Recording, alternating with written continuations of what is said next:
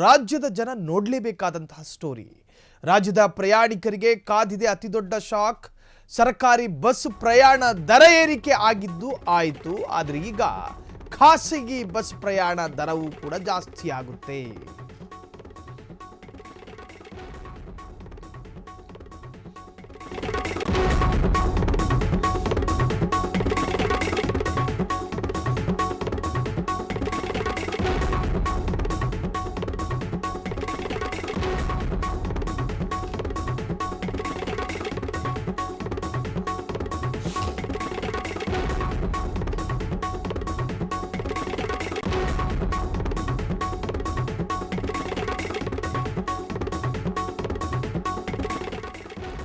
ಕಾವೇರಿ ನೀರಿನ ಬೆಲೆ ಜಾಸ್ತಿ ಆಯಿತು, ಹಾಲಿನ ಬೆಲೆ ಜಾಸ್ತಿ ಆಯಿತು, ಬಸ್ಸಿನ ಟಿಕೆಟ್ ಬೆಲೆ ಜಾಸ್ತಿ ಆಯಿತು. ಈಗ ಸರ್ಕಾರಿ ಬಸ್ಸಿನ ಟಿಕೆಟ್ ದರ ಜಾಸ್ತಿ ಆದ ಬೆನ್ನಲ್ಲೇ ಈಗ ಖಾಸಗಿ ಬಸ್ ಟಿಕೆಟ್ ದರವೂ ಕೂಡ ಜಾಸ್ತಿ ಆಗೋ ಸಾಧ್ಯತೆಗಳಿದ್ದಾವೆ.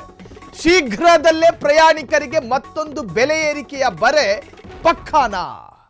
ರಾಜ್ಯದ ಸಾಕಷ್ಟು ಖಾಸಗಿ ಬಸ್ಗಳಲ್ಲಿ ಪ್ರಯಾಣ ಮಾಡುವಂತಹ ಸಾಕಷ್ಟು ಪ್ರಯಾಣಿಕರಿದ್ದಾರೆ. ನಮ್ಮ ರಾಜ್ಯದ ಇನ್ನು ಹೇಳಿ ಕೇಳಿ ಬೆಂಗಳೂರಲ್ಲಿ ವಲಸಿಗರು, ಅಂದರೆ ಬೇರೆ ರಾಜ್ಯದಿಂದ ಬಂದಿರತಕ್ಕಂತಹ ವ್ಯಕ್ತಿಗಳು, ಬೇರೆ ರಾಜ್ಯದ ನಾಗರಿಕರು ನಮ್ಮ ರಾಜ್ಯದಲ್ಲಿದ್ದಾರೆ.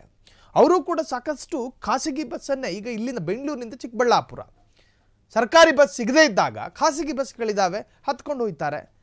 ಸರ್ಕಾರಿ ಬಸ್ಸಿನ ಪ್ರಯಾಣ ದರವನ್ನು ಹೆಚ್ಚು ಮಾಡಾಯಿತು. 8 ಕೋಟಿಗೂ ಕೂಡ ಹೆಚ್ಚು ಆದಾಯ, ಎಕ್ಸ್ಟ್ರಾ ಆದಾಯ ಬಂದಂಗಾಯ್ತು ಈಗ ನಿಗಮಗಳಿಗೆ. ಇನ್ನು ಈ ನಿಗಮಗಳಿಗೆ 8 ಕೋಟಿಗಿಂತಲೂ ಹೆಚ್ಚಿನ ಆದಾಯಗಳು ಬರೋದಕ್ಕೆ ಶುರುವಾಯ್ತಲ್ಲ, ಅದಾದ ನಂತರ ಈ BMTCಲಿ ಏನೇನು ಬದಲಾವಣೆಗಳಾಗ್ತಾವೆ ಅನ್ನುವಂಥದ್ದು ನೋಡ್ಬೇಕು ನಾವುಗಳು. ಅದೇ ಡೋರಿಗೆ ಲಾಕ್ ಇಲ್ದಲೇ ಇರತಕ್ಕಂಥ ಬಸ್ಗಳು ಹಂಗೇ ಇರ್ತಾವ, ಇಲ್ಲ ಅದಕ್ಕೆ ಹೊಸ ಲಾಕ್ಗಳನ್ನು ಹಾಕ್ತಾರಾ, ಅಥವಾ ಬೇರೆ ಬೇರೆ ತರಹದ ಹೊಸ ಯೋಜನೆಗಳನ್ನು ತರ್ತಾರ, ಅದು ಕಾದು ನೋಡಬೇಕಾಗಿರ್ತಕ್ಕಂಥ ವಿಚಾರ. ನಿನ್ನೆಯಿಂದ 4 ನಿಗಮಗಳ ಬಸ್ ದರ ಏರಿಕೆಯ ಹಿನ್ನೆಲೆ ಇದೀಗ ಖಾಸಗಿ ಬಸ್ ಪ್ರಯಾಣ ದರ ಏರಿಕೆಯ ಸರದಿ, ಅಂದರೆ ಈಗ ಅದರ ಒಂದು ಸರದಿ ಡೀಸೆಲ್ ದರ ಹಾಗೂ ನಿರ್ವಹಣೆ ವೆಚ್ಚ ಹೆಚ್ಚಾದ ಬೆನ್ನಲ್ಲೇ, ಮೇಂಟೆನೆನ್ಸ್ ದರ ಹೆಚ್ಚಾದ ಬೆನ್ನಲ್ಲೇ ದರ ಏರಿಕೆ ಸಾಧ್ಯತೆ.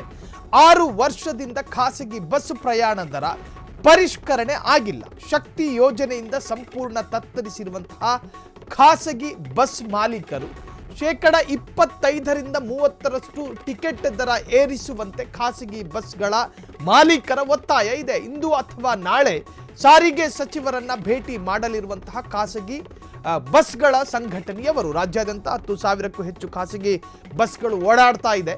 ಡೀಸೆಲ್ ದರ ಹೆಚ್ಚಳದಿಂದ ನಷ್ಟದಲ್ಲೇ ಕಾರ್ಯಾಚರಣೆ ಮಾಡುತ್ತಿರುವಂತಹ ಖಾಸಗಿ ಬಸ್ ಮಾಲೀಕರು ಈಗಾಗಲೇ ಸಾರಿಗೆ ಇಲಾಖೆ ಹಲವು ಬಾರಿ ಮನವಿ ಮಾಡಿಕೊಂಡರೂ ಕೂಡ ಖಾಸಗಿ ಇಲಾಖೆಯವರು ಮನವಿ ಮಾಡ್ಕೊಂಡಿದ್ದಾರೆ. ಆದರೆ ಸಾರಿಗೆ ಇಲಾಖೆಯಿಂದ ಯಾವುದೇ ತರಹದ ಸಮರ್ಥವಾದಂಥ ಉತ್ತರ ಸಿಕ್ಕಿಲ್ಲ. ಇದೀಗ ಮತ್ತೆ ಸರ್ಕಾರಕ್ಕೆ ಖಾಸಗಿ ಬಸ್ಗಳ ಮಾಲೀಕರು ರಿಕ್ವೆಸ್ಟ್ ಮಾಡಿಕೊಳ್ಳಲಿದ್ದಾರೆ. ಈಗಾಗಲೇ ಈ ಶಕ್ತಿ ಯೋಜನೆಯಿಂದ ನಮ್ಮ ಹೆಣ್ಣುಮಕ್ಕಳು ಮತ್ತು ಮಹಿಳೆಯರೆಲ್ಲರೂ ಕೂಡ ಗೌರ್ಮೆಂಟ್ ಅಂದರೆ ಸರ್ಕಾರಿ ಬಸ್ನಲ್ಲೇ ಪ್ರಯಾಣ ಮಾಡ್ತಾರೆ. ಈ ಹಿಂದೆಲ್ಲ ಹೆಂಗಿತ್ತು ಅಂತ ಹೇಳಿದ್ರೆ ಕಣ್ಣಿಗೆ ಕಾಣಿಸೋ ಬಸ್ ಹತ್ಕೊಂಡು ಹೋಗ್ತಾ ಇದ್ರು, ಅದು ಪ್ರೈವೇಟ್ ಆಗಿರಲಿ ಗೌರ್ಮೆಂಟ್ ಆಗಿರಲಿ.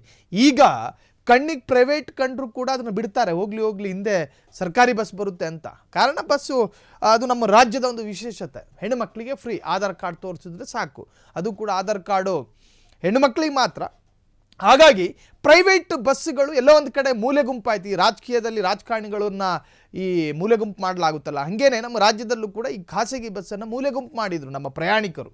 ಈಗ ಇದರ ದರ ಈ ಹಿಂದೆ ಒಂದು ಸತಿ ಪರಿಷ್ಕರಣೆಯಾಗಿತ್ತು, ಒಂದು ಸ್ವಲ್ಪ ಏರಿಕೆ ಮಾಡಿತ್ತು ಸಾರಿಗೆ ಇಲಾಖೆ ಅನುಮತಿಯ ಮೇಲೆ. ಖಾಸಗಿ ಬಸ್ ಅಂತೇಳಿ ಇಷ್ಟ ಬಂದ ಹಾಗೆ ರೇಟ್ಗಳನ್ನು ಹಾಕುವಂತಿಲ್ಲ, ಅದಕ್ಕೂ ಕೂಡ ನಿಯಮಗಳಿದ್ದಾವೆ, ರೀತಿ ರಿವಾಜುಗಳಿದ್ದಾವೆ. ಸಾರಿಗೆ ಇಲಾಖೆಯ ಅನುಮತಿ ಬೇಕು, ಅನುಮೋದನೆ ಬೇಕು. ಅವೆಲ್ಲಕ್ಕೂ ಕೂಡ ಈಗ ಮನವಿ ಮಾಡ್ಕೊಂಡಿತ್ತು ಖಾಸಗಿ ಬಸ್ಗಳ ಮಾಲೀಕರ ಸಂಘ. ಆದರೆ ಅದಕ್ಕೆ ಸೊಪ್ಪು ಹಾಕಿರಲಿಲ್ಲ ಸಾರಿಗೆ ಇಲಾಖೆ ಅಥವಾ ಸಾರಿಗೆ ಸಚಿವರು.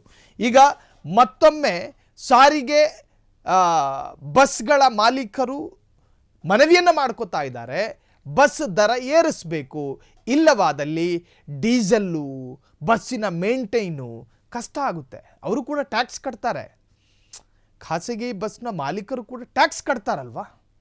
ಸೊ ಹಾಗಾಗಿ ನಮಗೆ ಇದನ್ನು ನಿರ್ವಹಿಸೋದಕ್ಕೆ ಕಷ್ಟ ಆಗ್ತಾ ಇದೆ. ಹಾಗಾಗಿ ನಮ್ಮ ಪ್ರಯಾಣದ ದರದ ವಿಚಾರದಲ್ಲಿ ಪರಿಷ್ಕರಣೆಯಾಗಬೇಕು, ಒಂದು ಏರಿಕೆಯಾಗಬೇಕು. ಇಲ್ಲಾಂದರೆ ಡೀಸೆಲ್ ದರ ಇಳಿಕೆಯಾಗಬೇಕು. ಡೀಸೆಲ್ ದರವನ್ನು ಏರಿಸಿದ್ದೀರಿ, ನಾವು ನಮ್ಮ ಪ್ರಯಾಣದ ದರವನ್ನು ಏರಿಸ್ತೀವಿ ಅಂತ ಹೇಳಿ ಕೂತ್ಕೊಂಡಿದ್ದಾರೆ. ಸೊ ಮನವಿ ಮಾಡ್ತಾರಂತೆ. ಹಾಗಾಗಿ ಖಾಸಗಿ ಬಸ್ ಮಾಲೀಕರ ಮನವಿಯನ್ನು ನಮ್ಮ ಸಾರಿಗೆ ಇಲಾಖೆ ಸ್ವೀಕರಿಸಿಕೊಳ್ಳುತ್ತಾ ನಿರಾಕರಿಸುತ್ತಾ ಎನ್ನುವಂತಹದ್ದೇ ವಿಚಾರ.